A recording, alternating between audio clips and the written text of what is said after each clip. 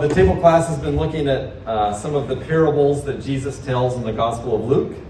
And today we're in chapter 16, the parable of the shrewd manager or the unrighteous or dishonest manager. So here's how this parable is described. It's the most confusing parable, notoriously difficult, the most perplexing of all Jesus' parables, and an exegetical hornet's nest. So one of the key questions is Jesus commending dishonesty? So from what I can tell in the reading I've done, there's nowhere close to consensus on the meaning of this parable. And I'm certainly not qualified to set the record straight on it. But I think there is value in us going through it together today and thinking through this together. And I'm going to start with some prayer.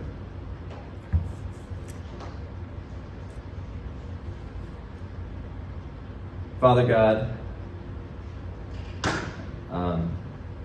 our lives have meaning because you love us and because you have intervened to secure a good future with you forever. I pray that this time would be worth something, and that we would hear from you in our hearts, and that we would continue to move forward in you and in the work you are doing in our hearts.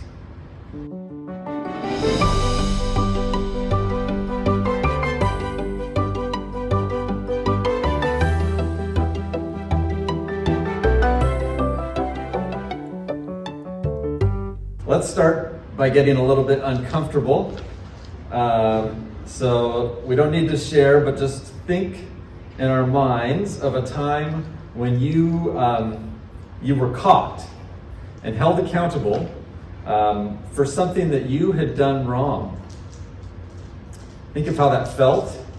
The fear and the regret, maybe some self-loathing, the tragedy of broken trust, and maybe the sense of your world imploding a little bit. So that's my setup. So now that we're all miserable, we're gonna, and before we get to the text for today, I want to look a little bit at our context so far in Luke's gospel. What have we learned so far in Luke, up to chapter 16 about Jesus and about his mission? We get the sense in reading Luke's gospel that there is no one like this person. The Son of Mary, and also the Son of the Most High God. His coming is announced by angelic visits and by prophecy.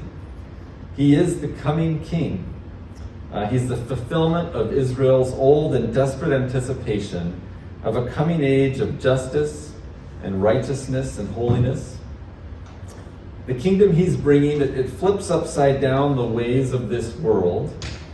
And Luke's gospel emphasizes bringing relief and rescue and honor to the poor and the humble and the outcast. The rich are warned, the poor are comforted. And in this kingdom, forgiveness is given to anyone who recognizes their need for it. Jesus' teaching has an incomparable authority, and he demonstrates power to deliver from sickness and demonic oppression. This power is not exercised as a spectacle to impress, but with compassion, one person at a time.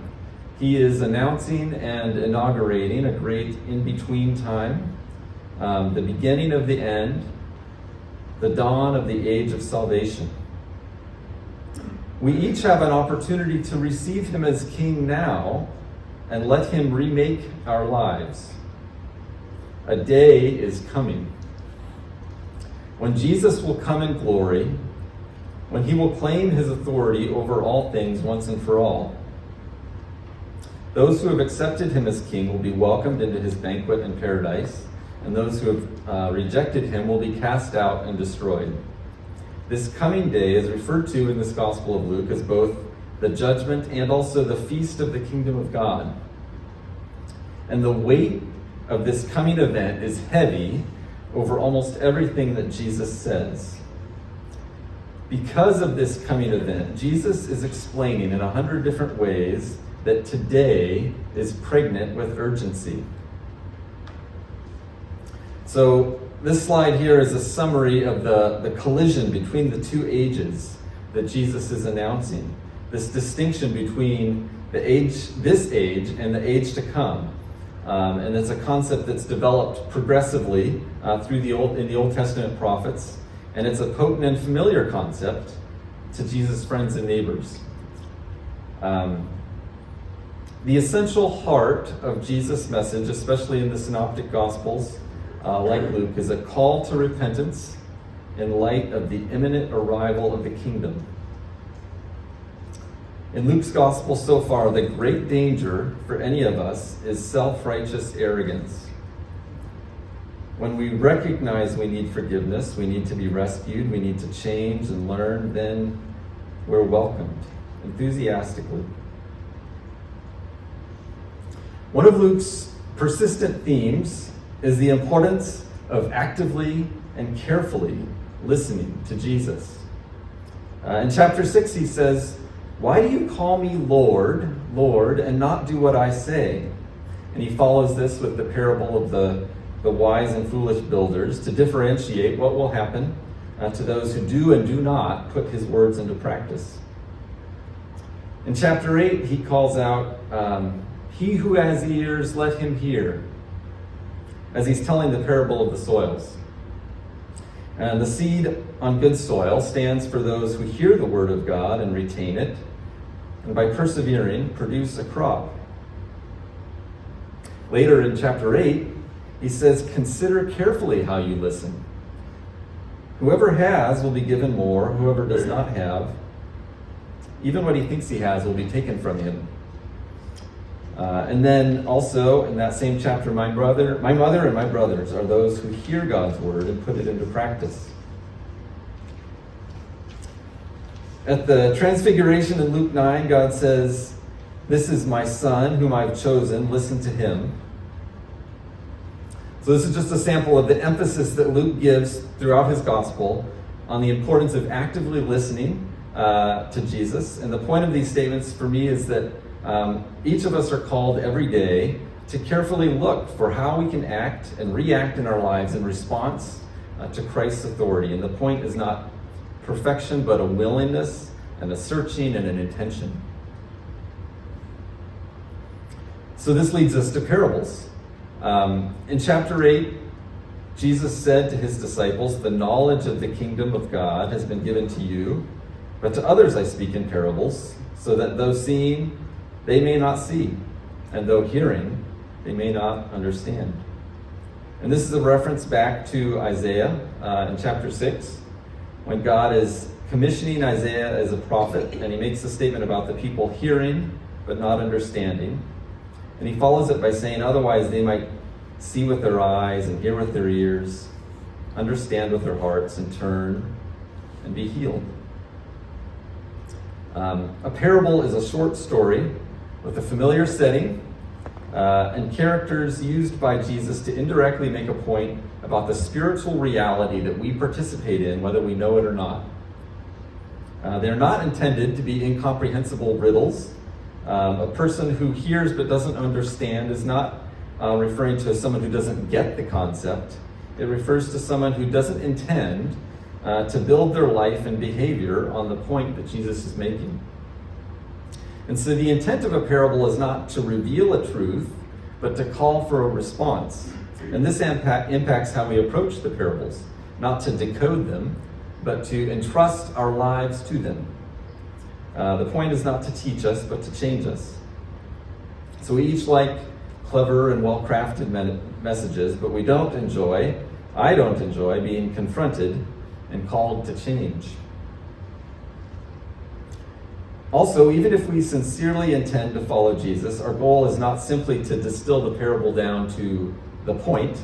The drama and the narrative of the short story, it's also God's gift to us to help us perceive the reality of the person of the invisible God that we are wanting to turn toward. Think of the prodigal son that we learned about last week. It's not simply that God welcomes us back when we turn to him. He shamelessly runs to us, throws his arms around us, and kisses us. A parable is like a joke. Hearing a joke explained is not the same as experiencing a joke, although you do have to understand the reference to experience it. An effective joke surprises you at the end with its point. It's clear but unexpected. And we should expect that for Jesus' original hearers, it was the same. There was a surprising twist, typically at the end of a parable, but they got it. And at this moment of unsettling, at the end of the parable, was Jesus adjusting people's paradigm and their approach to life if they were willing. We can usually resist a joke if we want to. Another interesting thing about the joke analogy is that when you make a joke and I get it, and I'm taken by it and I laugh at it, there's a connection made between you and me. And similarly, when I hear a parable from Jesus and I receive that jarring point with an intent to follow Jesus in that direction, there's a personal connection that's made between Jesus and me. So now let's finally look at our text for today. Luke 16, 1 through 15. And there's a version in front of you. So he's just told the parable of the prodigal son, and now he's moving on to this new parable and follows it with some teaching. If you want to, feel free to mark up the copy that's in front of you, if anything that sticks out. Now Jesus was also saying to the disciples, there was a rich man whose manager was accused of squandering his possessions. So he called him in and asked him, "What is this I hear about you? Give an accounting of your management, because you can no longer be manager." And the manager said to himself, "What am I to do, since my manager is taking the management away from me? I'm not strong enough to dig, and I'm ashamed to beg. I know what I'll do, so that when I am removed from the management, people will welcome me into their homes."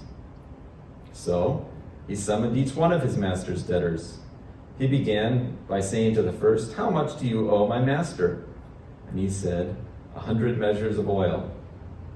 The manager told him, "Take your bill, sit down quickly, and write 50. Then he said to another, "And how much do you owe?" And he replied, 100 measures of wheat. And he told him, "Take your bill and write 80. And the master praised the dishonest manager because he had acted shrewdly. For the people of this age are more shrewd in dealing with their own kind than the sons of light. I tell you, use worldly wealth to make friends for yourselves, so that when it is gone, they will welcome you into eternal homes. The one who is trustworthy with very little is also trustworthy with much. And the one who is dishonest with very little is also dishonest with much. So, if you have not been trustworthy in handling worldly wealth, who will trust you with true riches? And if you have not been trustworthy with someone else's property, who will give you property of your own? No servant can serve two masters. Either he will hate the one and love the other, or he will be devoted to the one and despise the other. You cannot serve both God and money." The Pharisees, who were lovers of money, were listening to all these things and ridiculing Jesus. And he said to them, "You are the ones who justify yourselves in the eyes of men, but God knows your hearts.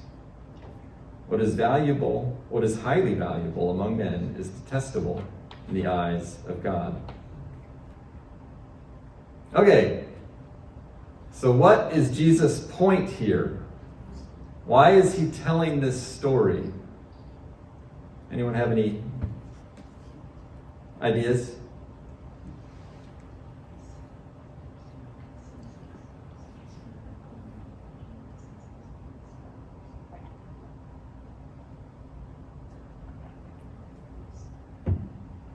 It's a mystery. Well, I don't know, it almost seems like we're supposed to act in the ways that the world does in terms of being true and being trying to think of another synonym of true, but just kind of that same way the world kind of responds to their social economics, their social encounters. Mm-hmm. But I don't know. It's confusing to me too. Yeah. I was always puzzled as to why the rich man was not even more angry when he told others to write for less than they owed. Totally. I Yeah. was like, yeah. Exactly. Then you think of zombie loans, we sell them pennies to the dollar, and that happens all the time. There's some economics involved in this. I don't know. Well, so I haven't studied this parable, but the last paragraph, the Pharisees who were lovers of money were listening to all these things and ridiculing Jesus. There seems to be a general thread that these parables are directed at the Pharisees and their offenses to God. And if they're lovers of money and they're essentially hoarding it, keeping it to themselves, and not doing with it what God would want them to do with it, in a sense, it's like this manager who isn't. I mean, the parable, it looks like the manager is purely motivated by his own advancement, and that doesn't seem to be a problem for the owner. But perhaps the owner would be bothered by the idea. But perhaps the owner benefits too from this generosity. Perhaps it's done in the name of the owner, and his reputation is built up by the generosity of the managers, who probably are, in my original or beginning thought, would be the Pharisees. Yeah. The ones entrusted with the message of the kingdom, who aren't sharing it, who aren't bringing people into it, who are excluding people from it, and who are loving the benefits of it, of being exclusive. So anyway, that's just my first thought. Awesome. All right. And it's good to think about this. This is when we start to pay attention, is when we kind of start to wonder together. So some of the questions that people ask when they're looking at how do I approach this parable is Jesus praising deceptive activity, or is he just accepting it but overlooking it and it's not the main point of his parable, or is he condemning it? Is Jesus saying that it's okay to defraud your employer? Is shrewdness being condemned or commended? Is the manager a good guy or a bad guy? Is the rich man a good guy or a bad guy? Does the manager get his job back in the end, or just a pat on the back? Is Jesus being sarcastic or sincere? Are Jesus' comments after the parable in verses 9 through 15, are they all a commentary back on this parable? Or do they start to move on to a different topic and we maybe should interpret the parable on its own without those? So in 1989, a guy named Dennis Ireland published a paper in the Westminster Theological Journal, and he gave an overview of a bunch of different interpretive approaches over the history of the church, trying to organize what he called a jungle of interpretations. And he said he found about 140 different overlapping approaches to this parable, and here was how he categorized them in different ways of kind of approaching the logic of the parable, and I'm not going to go over all of them. But just to give a sense of this is not a straightforward parable for people. There's a lot of different approaches to it. So today I've pulled forward 5 that I think are either most familiar or most compelling to me. I don't want to go over those, but before we get to that, I want to make a few observations about kind of the setting that we're in. First, the characters. We have 2 main characters. The rich man, it's not clear whether this is a good person or a bad person, but we do know that he has the ultimate power in this story, in the context of this story. He finds out that someone he trusts has been taking advantage of him, and he reacts decisively but not vengefully. And the manager has a good job, but he just lost it. And it seems that he's been wasting his master's possessions, and he's dishonest, but he's clever. In terms of the cultural context that Jesus was interacting and speaking into, in Galilee at this time, about 80 to 90% of the population were peasants, such as these indebted tenant farmers who lived kind of on the edge of poverty. And almost all the land in Palestine was apparently owned and controlled by these elite absentee landlords who heavily taxed the crops as rent to use their land. So a rent of a third of the grain and half the fruit were not unusual, apparently. And because of this situation, for a majority of the population, they were like one crop failure away from financial ruin or debtor's prison. In terms of the scale of the forgiveness that we saw in the parable, one thing I read said both debtors had their debt reduced by the worth of about 500 denarii, or about a year and a half of a laborer's wages. And then we should also be aware that honor may be as big of a factor here as profitability, which is something that Brian kind of alluded to. For the rich man to have a manager who is known to waste his money brings shame to the rich man, who would need to demonstrate that he has control over those under him. So to not punish the manager would make the rich man look like a fool. And then next we look at the narrative context. Tim taught about the prodigal son last week, which is part of a group of 3 interconnected parables. And today's parable is in that same setting. Luke 15, 16, and 17 have 5 parables in a row, and they're all in response to kind of this same situation that we see put very briefly at the beginning of chapter 15. Now the tax collectors and sinners were all gathering around to hear him, but the Pharisees and teachers of the law muttered, "This man welcomes sinners and eats with them." So Jesus started with the lost sheep, and then the lost coin, and then the parable of the 2 sons. Then he tells today's story about the manager, and finally he moves on to the parable about the rich man and Lazarus. So when we think about this parable, we should be looking for ways that Jesus meant for this parable to build on his point in the prior 3, and how this parable might relate forward to the 5th parable. So assuming some coherence in Jesus' message across all 5 parables can kind of help constrain the direction we go with interpretation. Also just have some kind of key words and motifs that have relationships across the Bible to look at. First, the word manager, it's a Greek word that refers to like the manager of a household. It's someone who is like the head of a family corporation, and he's not the owner, but he's entrusted by the owner with a significant responsibility.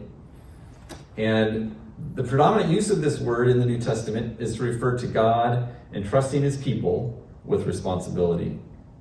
In 1 Corinthians 4 and Ephesians 3, it refers to the apostles and the early church leaders as managers working for Christ, particularly in the sense of having been entrusted with the gospel, the announcement of Christ's inbreaking cosmic reign. Titus 1 uses the term for a church leader, a local church leader, an elder or a bishop, entrusted by God to shepherd that local church. And 1 Peter 4 uses that term to refer to each one of us, to every Christian, emphasizing that God has entrusted each of us with particular gifts and opportunities. The call to serve God by serving others. The word shrewd, that as John was mentioning, it's kind of a morally neutral term. It can be good or bad. And it refers to someone who's intelligent and prudent and sensible. It's an aspect of wisdom. The word is used in the Sermon on the Mount in Matthew 7 of the wise man who builds his house on the rock. In Matthew 10, Jesus tells his followers to be as shrewd as snakes and innocent as doves. But then in Romans 11 and 12, Paul talks about using the same word, people who are conceited and wise in their own eyes. In the Old Testament, the Hebrew corollary to this word, it's a very key word, but also, again, morally neutral. And the first use of it is very well known. The the serpent in Genesis 3, who tempted Adam and Eve, who tempted Eve, is introduced as more shrewd than any other creature. And Proverbs uses this word a lot as a dimension of wisdom. Like in chapter 14, a fool shows his annoyance at once, but a prudent man or a shrewd man overlooks an insult. So this is someone who is not emotionally reactive, but is kind of thoughtful and strategic and forward-looking. And then lastly, I want to talk about this motif of an abrupt arrival of consequence. There's this sense that this manager has been taking advantage of the rich man for a long time, but suddenly he's being held accountable. And this is a key motif throughout the Bible. The idea that a person or a group of people earning disaster, but not suspecting it. And finally it crashes in on them suddenly. We see this in narrative events, in prophecy, in parables. We see it at the scale of individuals and groups and cities and nations. And of course, the most cosmic moment of consequence is to come when all humanity and angelic powers are judged by Christ. So, our first of 5 interpretations to look at today. This first one is the traditional interpretation, in that it was apparently the most common in the church prior to the last 100 years. And verse 9 is the thesis of this interpretation, and it's read back over the parable. And that verse says, "Use worldly wealth to make friends for yourselves, so that when it is gone, they will welcome you into the eternal homes." So in this view, the manager's actions towards the debtors are fraudulent and dishonest, but still paints a positive lesson about wisdom in the use of material possessions. So Jesus is not praising his dishonesty, but his clever foresight. And for some, with this interpretation, the manager's goal is to gain enough goodwill in the community to be welcomed into someone else's home as a manager with the same job. But the focus in this interpretation is urgency, which is a key theme of the overall gospel. The manager is about to be out on the street and have no more influence over the assets that he's been managing for years. In the same way, the end is coming soon for both us individually and for this entire evil age. And when that day comes, none of our assets will be worth anything. And so we're challenged to see our relationships as a more durable investment than property or other assets. So just as the manager responded decisively with actions that would not have made sense yesterday, we are to see giving to the poor, especially fellow Christians in need, as a strategic response to the ticking clock that Jesus has announced. Not that we're saved by our works, but we will have rewards in the next age by doing good now for those in need. Or maybe our rewards are the friends themselves, the idea being that we are eager to be generous to the poor as a part of welcoming them into God's family, as a lifestyle of generous evangelism. So people who are not convinced, who are critics of this first interpretation, they say that, well, first of all, the manager probably wouldn't benefit with a new job if he's known for being a cheat. It seems kind of unnecessary for Jesus to use immoral behavior as an example of an appropriate response to the urgency of the hour. Also, some people feel that this setting of kind of apocalyptic urgency is not really as clear or as vivid in this parable as it is in others that Jesus tells. And really just the actual behavioral takeaway with this approach, for some people, it's too kind of diluted with this approach. So what's Jesus really telling us to do? But that's interpretation number one. Second one, interpretation number 2. Now this one has apparently been popular for the last 100 years or so. And in this interpretation, the cultural expectation is that the manager would overcharge the tenants and pocket the difference as his own commission. Maybe this was authorized by the rich man, or maybe it was just tacitly understood but not endorsed.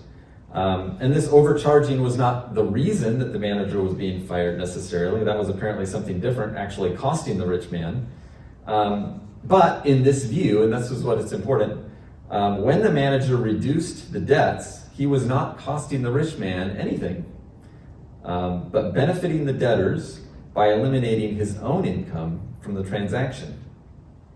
In this way, he improves his own kind of devastated reputation with both the rich man and the debtors, and this is why the rich man praises him.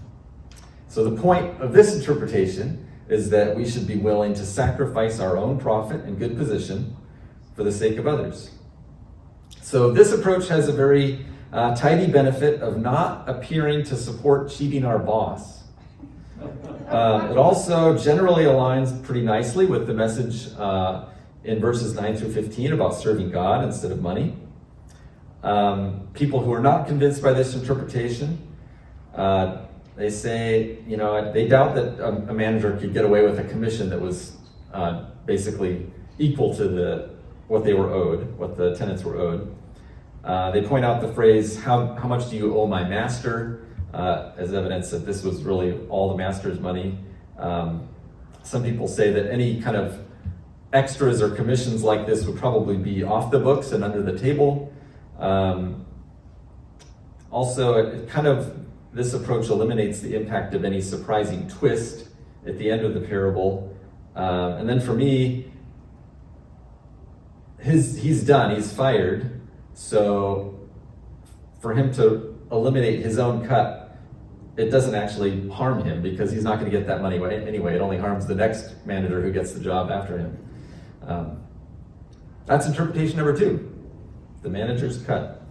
Number 3 is irony.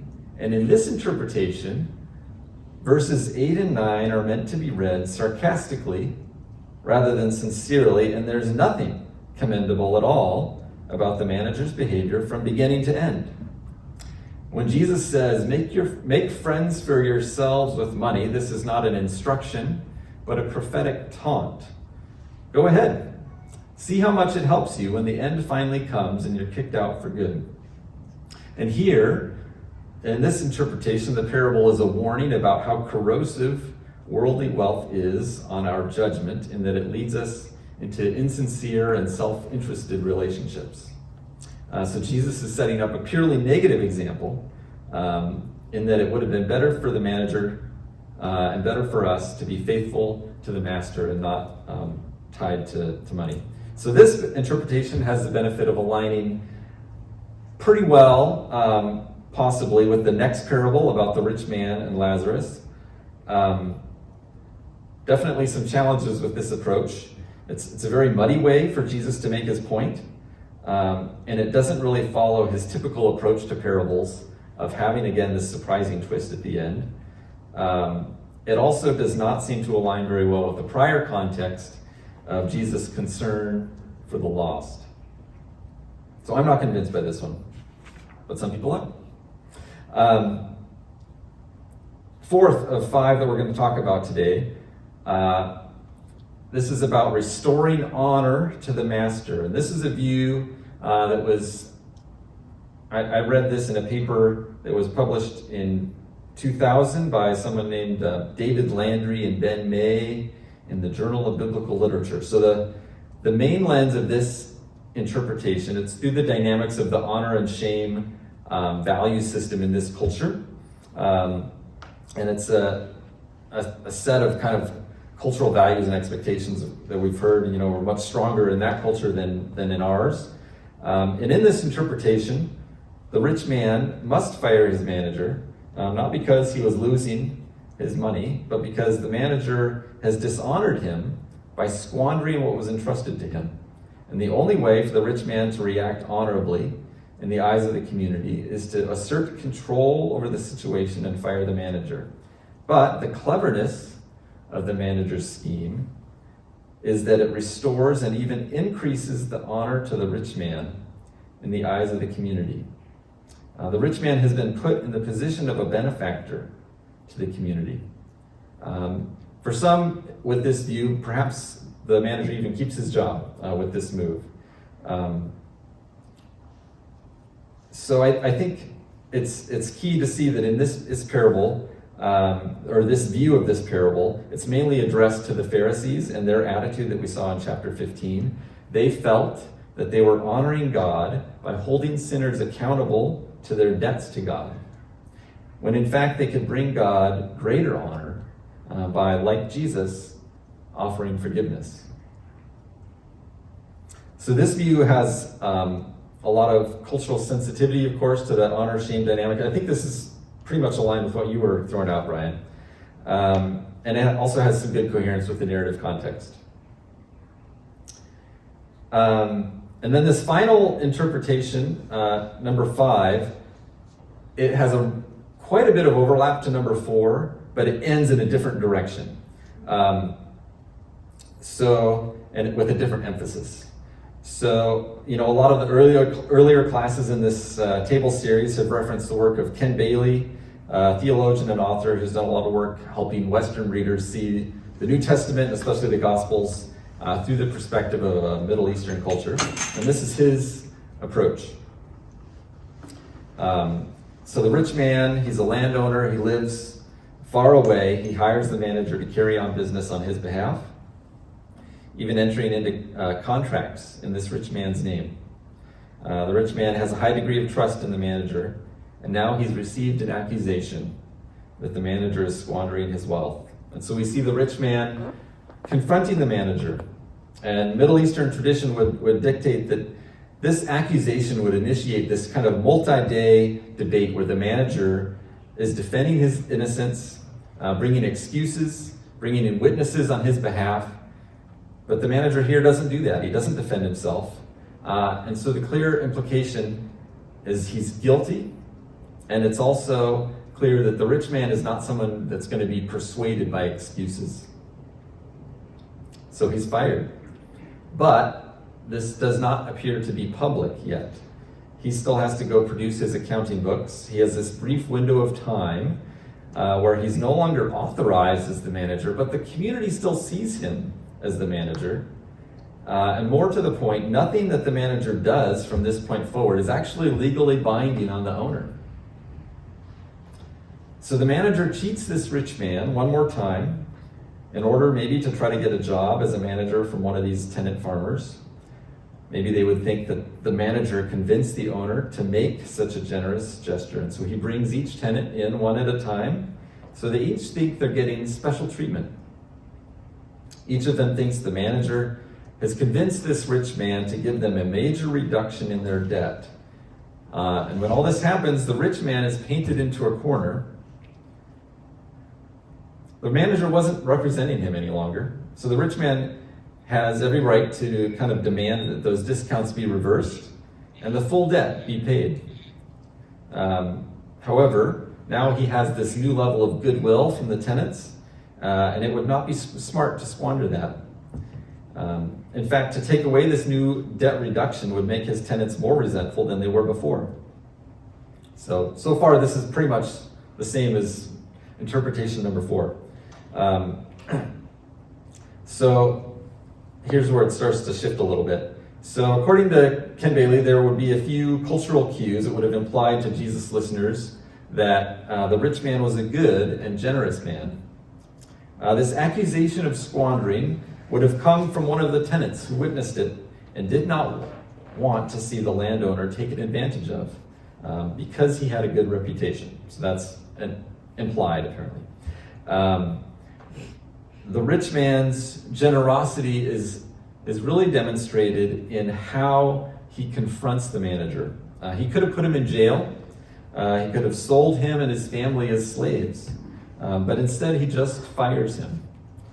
So the manager walks out of that meeting where he's been confronted with a sense of having received an extraordinary grace. So he decides to make one more drastic move that again relies completely on the generous character of his master.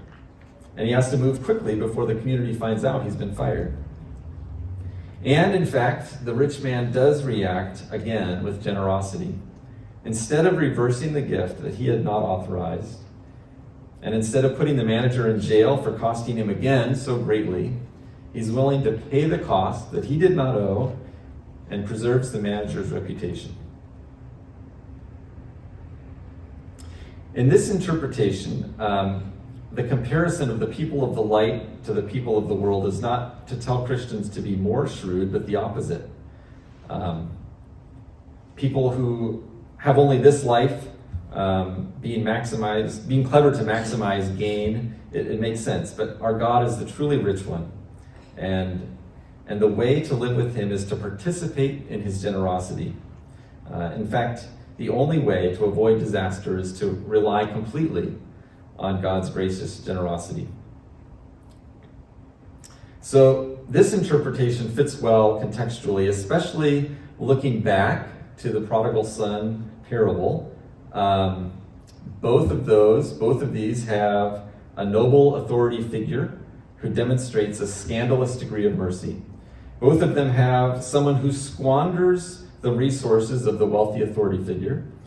In both of them, the one doing the squandering has a moment of truth, a moment of realization, after which they throw themselves on the mercy of this authority figure. And both of them have themes of trust being broken.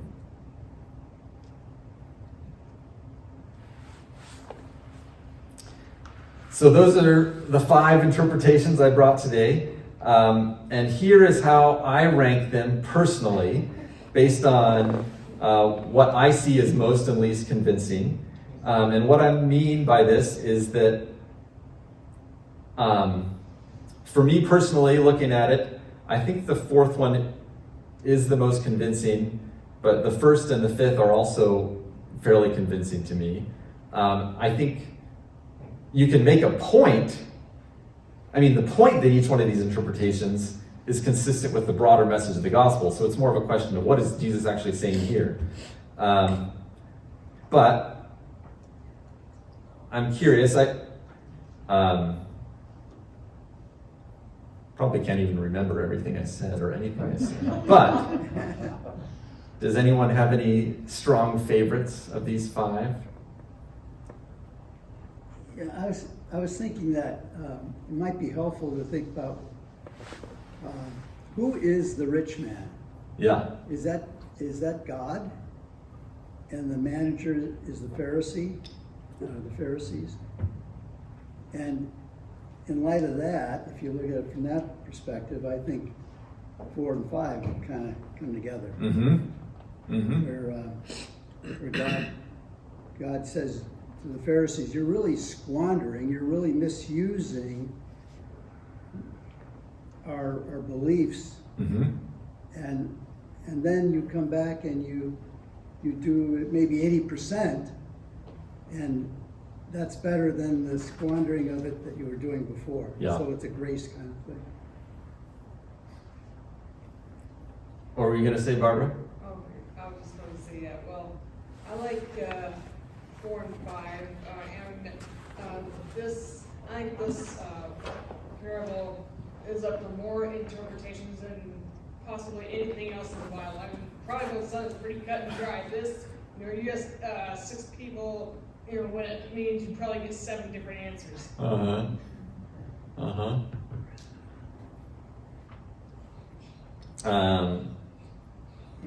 Gosh. I'm going to have to cut next time around here. So we have not really talked about verses 8 through 15. And how we approach them depends a lot on how we interpret the parable. So, again, there's disagreement about how much these following verses are a commentary back on the parable versus just moving forward. But I pulled out what I think could be 5 takeaways for us, which kind of overlap in different ways with our interpretive options. So the color keys, those are like, red, it really works well with the first interpretation, and then not at all with 4 and 5, this one, right? So that's what the color keys are. So this first one, we are called to strategically use wealth we have now for the eternal kingdom work that God is up to now. And our main goal is not to maximize our accumulation, but to use the money that's temporarily valuable to be generous, particularly with the desperate. In other words, Relationships in the name of Jesus is more important than money. One thing that was interesting to me is to think about the phrase making friends for yourselves with worldly wealth. And if that is talking about how we give to the poor, it's instructive in that it seems to question the approach that at least I take to giving, which is I prioritize effectiveness and efficiency, right? So I take my money and I give it to a professional charity who identifies the needy and gives my gift for me. They're kind of a broker of kindness, right? And this language of making friends for yourselves with worldly wealth kind of suggests a more difficult to contain, a more inefficient and direct approach.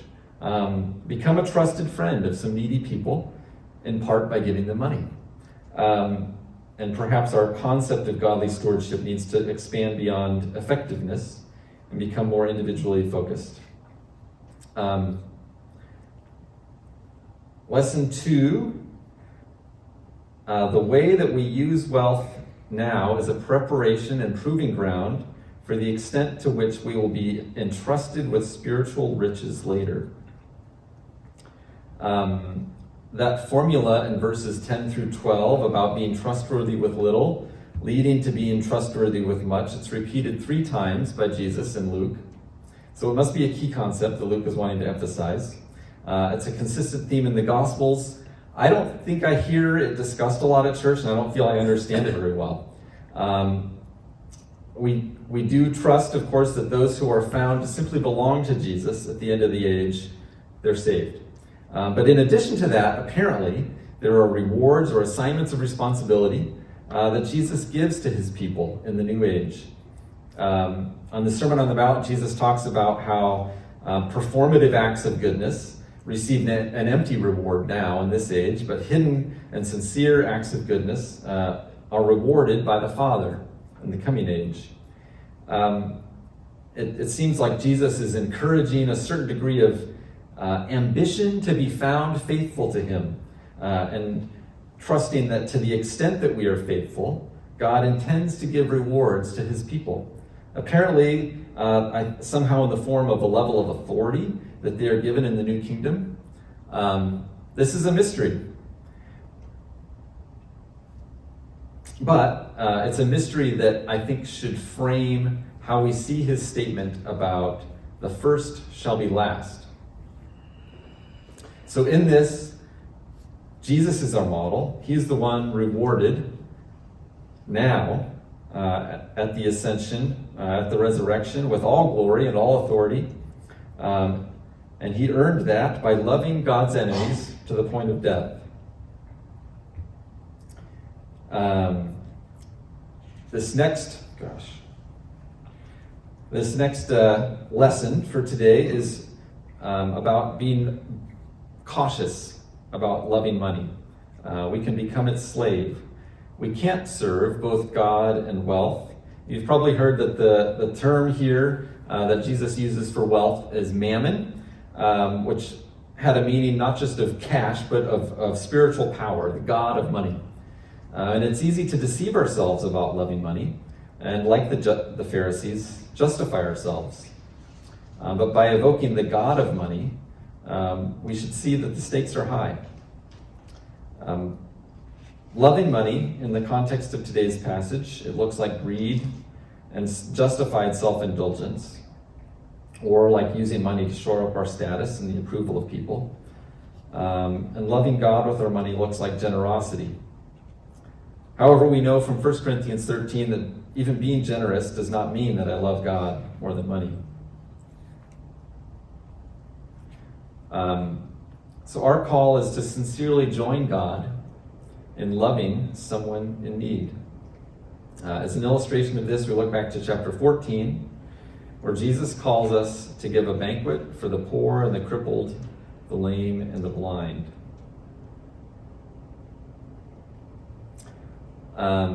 Number 4, God's call is ridiculous. We see in verse 14 the Pharisees ridiculing Jesus. The way of God with money is ridiculous to the world, and what is highly valuable among men is detestable in God's sight. You know, Jesus has a lot of hard statements in Luke's gospel about wealth. Woe to you who are rich, for you've already received your comfort. Sell your possessions and give to the poor. Provide purses for yourselves that will not wear out, and a treasure in heaven that will not be exhausted. Any of you that does not give up everything he has, cannot be my disciple. Most of the teaching I hear about these statements are quick to dismiss them. And we know, of course, that Jesus sometimes spoke in hyperbole. So we tell ourselves that Jesus has nothing to teach us here. Weren't a lot of good people in the Bible wealthy? Maybe I can hide behind Abraham and Job from the force of Jesus' teaching. And we start to sound a lot like those who say, did God really say? Or who is my neighbor? It is hard with this topic not to have our faith guided by our emotions. We believe that Jesus has come to save us and lead us in the way of life. And we need to be very intentional to guard against this rush to defensiveness and open to the idea that Jesus likely has a call for each of us to lead us progressively out of our love for money. And this path may not feel practical or safe or respectable. I do believe that Jesus made many of these statements hyperbolically to grab our attention, and that we're not called to literally give away all we have this afternoon. But I think that we can each grow in both our willingness and our wisdom related to these teachings. I